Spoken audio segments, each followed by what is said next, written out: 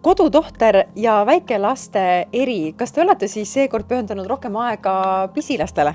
Jah, alates sünnist kuni 3. eluaastani ja vaatame just nende laste muresid, tervisemuresid ja rõõme. Alustame näiteks sellest, kui laps sünnib ilma natuke enneaegselt.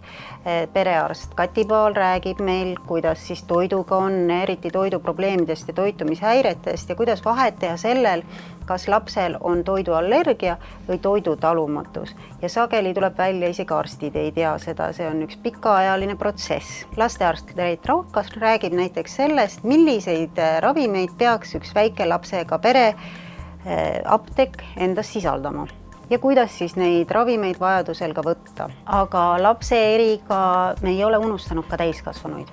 Ja seekord räägib toitumisonkoloog Katrin Sakk meile hoopis terviseteabest ja selles, kui raske on mõnikord aru saada, kas see terviseteave on ka usaldusväärne. Siin Katrin Sakk toob meile 6 erinevat moodust, et kindlaks teha, et mismoodi me siis saame seda teabe õigsust kontrollida, kuidas me teame, mis asi on õige terviseteave.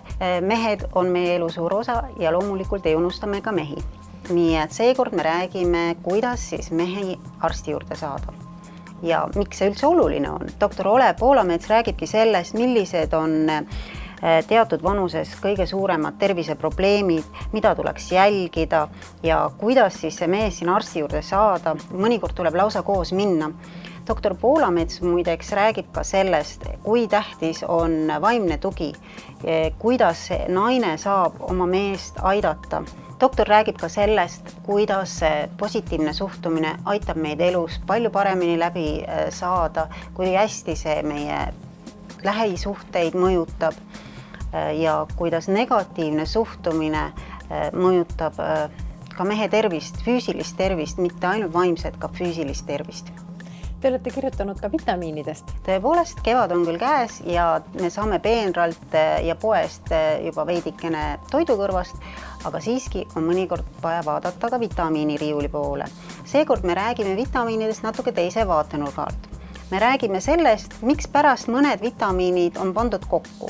No näiteks magneesium pannakse B6 vitamiiniga kokku ja kaltsium on alati D-vitamiiniga koos. Et miks pärast need paarisrakendid meil siis on? Sellest kõigest ja paljus muuski saate siis lugeda Kodutohtri aprillikuu numbrist.